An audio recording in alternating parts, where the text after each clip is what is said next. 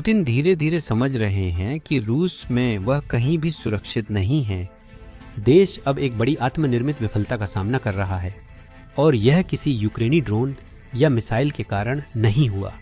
कल रात साइबेरिया के सुदूर पूर्व में 10,000 रूसियों की बिजली चली गई, जो यूक्रेन से 4,000 मील से भी ज्यादा दूर है। यह पूरी सामाजिक व्यवस्था का पतन एक ऐसे युद्ध का सीधा परिणाम है जिसे पुतिन वहन नहीं कर सकते। विडंबना बहुत कठोर है। जैसे जैसे रूसी शहर अंधेरे में डूब रहे हैं, सरकार अपने नागरिकों से बेतहाशा 160 अरब रूबल और निकालने के लिए बिजली की कीमतें बढ़ा रही है। यही हताशा है जिसकी वजह से 6 रूसी क्षेत्र बजट संकट के कगार पर हैं। यह साबित करता है कि अब रूस को नाटो नहीं बल्कि पुतिन की अपनी अक्षमता बर्बाद कर रही है। यह सब कैसे शुरू हुआ, आइए देखें। वह पल जब 10,000 रूसी अंधेरे से मिले, एक नजर डालिए।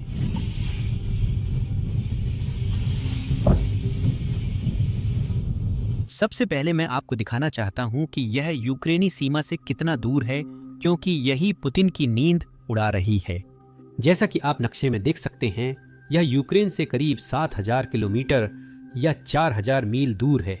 यही दूरी है जिसकी वजह से पुतिन हैरान है। वह समझ नहीं पा रहे हैं कि यह यूक्रेन था या कुछ और।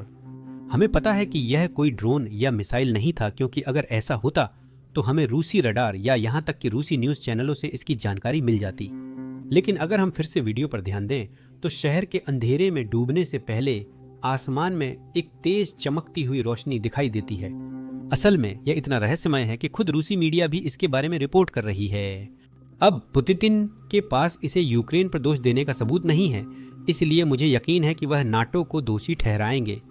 मुझे पूरा भरोसा है कि पुतिन यही कहेंगे। 1991 में नाटो ने सोवियत संघ से वादा किया था कि इस द्वीप पर हमेशा बिजली रहेगी, लेकिन अब वह अपने वादे से पीछे हट रहा है। इसका मतलब रूस को कजाखस्तान पर हमला करना होगा।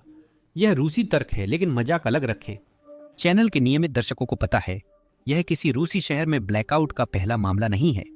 असल में इसी महीने 2 रूसी शहरों ने अंधकार का अनुभव किया है। एक बेलगोरोद था जो रूसी सीमा पर है और दूसरा मास्को था, रूस की राजधानी। मास्को के एक क्षेत्र में ब्लैकआउट ड्रोन या मिसाइल नहीं बल्कि स्थानीय अधिकारियों के अनुसार तोड़फोड़ से हुआ। अब इसी तरह इस क्षेत्र के स्थानीय अधिकारी कह रहे हैं कि कारण अज्ञात है और जांच अभी भी जारी है। यहाँ मैं अब तक का सबसे मजेदार ट्वीट दिखाना चाहता हूँ। यूक्रेनियनों को अपने ड्रोन का नाम कारण अज्ञात रखना चाहिए। इस तरह जब भी कोई हमला होगा, रूस को यह घोषणा करनी पड़ेगी कि रिफाइनरी कारण अज्ञात की वजह से बंद हो गई। और इसका मतलब है कि पुतिन की मीटिंग्स कुछ ऐसी दिखेंगी। देखिए,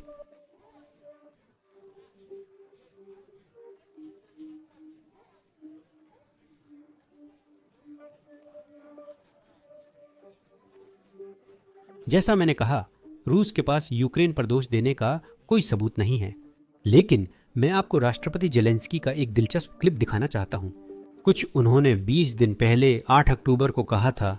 उन्होंने सार्वजनिक रूप से स्वीकार किया कि उन्होंने यूक्रेनी शहरों पर रूसी हमलों के जवाब में एक समान प्रतिक्रिया देने की योजनाओं को मंजूरी दी है। यह रहा वह बयान। आज मेरी यूक्रेन की सुरक्षा सेवा के प्रमुख वासिल मल्यूक के साथ हमारी कार्रवाइयों के संबंध में एक अच्छी बैठक हुई। मैंने सेवा के साथ कुछ योजनाओं पर सहमति बनाई और रूसी युद्ध पर हमारी अलग अलग प्रतिक्रियाएं रहीं। हमने विशेष अभियान केंद्र और सुरक्षा सेवा में सेवा देने वाले हमारे सैनिकों के परिणामों के बारे में भी बात की। वे मोर्चे पर लड़ रहे हैं, रक्षा बलों के अन्य घटकों के साथ मिलकर, विशेष रूप से पोक्रोव्स्क मोर्चे के अन्य हिस्सों में और अन्य हिस्सों में मोर्चे के। अब जाहिर है, हमें निश्चित रूप से नहीं पता कि क्या यह यूक्रेन की असम्मित प्रतिक्रिया का हिस्सा था, इसलिए हम वास्तव में इसका श्रेय यूक्रेन को नहीं दे सकते। लेकिन एक व्यक्ति है जिसे इसका 100% श्रेय मिलना चाहिए, अंधेरे में रहने वाले 10,000 रूसियों के लिए, और वह व्यक्ति कोई और नहीं बल्कि व्लादिमीर पुतिन है, क्योंकि किस्म की इससे फर्क नहीं पड़ता कि यूक्रेन शामिल था या नहीं। रूसियों की परेशानी की वजह पुतिन का ऐसा आक्रमण है जिसे वे सहन नहीं कर सकते। इस रिपोर्ट को देखिए जो मैंने कुछ दिन पहले ही दिखाई थी। रूस में हालात इतने खराब हैं कि 6 रूसी क्षेत्रों ने अपनी लगभग सारी जमा पूंजी खर्च कर दी है और वे बजट के पतन के कगार पर हैं। असल में जब यह रिपोर्ट करीब एक हफ्ता पहले आई थी तो इन क्षेत्रों में से कुछ के पास अपने बैंक खाते में सिर्फ 2 या 3 दिन का पैसा ही बचा था। यानी 2-3 दिन में उनके पास खर्चों को पूरा करने के लिए पैसे नहीं बचते। और यह निश्चित रूप से रूस के अंदर जो विफलताएं हम देख रहे हैं उनमें बहुत बड़ी भूमिका निभा रहा है। ठीक वैसे ही जैसे रूसी हथियार रूसी शहर बिखर रहे हैं क्योंकि पुतिन के पास उनके नागरिकों और जरूरतों के लिए बुनियादी ढांचा बनाए रखने के पैसे नहीं हैं। इस रिपोर्ट पर ध्यान दें। बजट की कमी से स्थानीय अधिकारियों ने पहले ही काम कम कर दिया है। रूसी क्षेत्रों ने पुराने लिफ्टों को बदलने का काम काफी हद तक कम कर दिया है। और जैसा कि महान और दिवंगत नॉर्म मैकडॉनल्ड्स ने एक बार कहा था, यह सब शहर के अधिकारियों की एक बड़ी आपदा की योजना का हिस्सा है। असल में रूस में आर्थिक स्थिति इतनी खराब होती जा रही है कि अब रूसी अखबार भी इस पर रिपोर्ट कर रहे हैं और वे कुछ ऐसे शब्दों का इस्तेमाल कर रहे हैं जो वाकई निराशाजनक हैं। एक अखबार ने रिपोर्ट किया कि रूस सभी उद्योगों के पतन के कगार पर संतुलन बना रहा है। ये वाक्यांश मैंने पहले नहीं सुना, लेकिन नहीं जानता कि इसे अपने अखबार से सुनना चाहूंगा। खुद ही सुन लीजिए।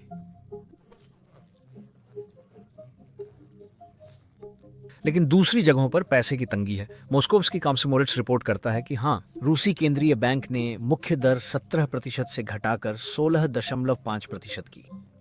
हालांकि मुख्य दर में गिरावट रूसियों की जिंदगी आसान नहीं बनाएगी, यह रूसियों की जिंदगी नहीं बदलेगी। हालांकि यह दर्शाता है कि अर्थव्यवस्था को थोड़ी राहत मिली है, भले ही सतर्कता बरती जा रही हो।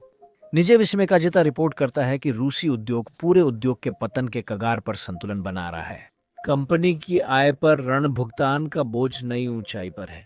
केंद्रीय बैंक की सख्त नीति के बावजूद कीमतें फिर से तेजी से बढ़ने लगी हैं। उद्योग कहीं न कहीं ठहराव और गिरावट के बीच है। Centre for macro economic analysis and short term forecasting के विशेषज्ञों ने सितंबर और तीसरी तिमाही के रुझानों की समीक्षा में कहा।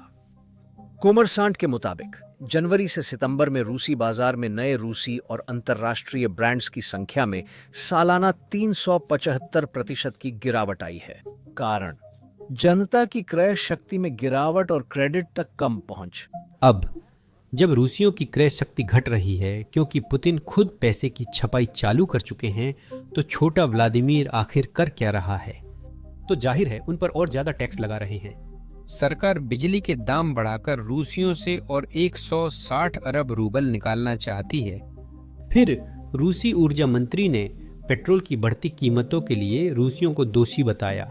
कहा कि वे बहुत ज्यादा पेट्रोल खरीदते हैं, इसीलिए कीमतें बढ़ रही हैं।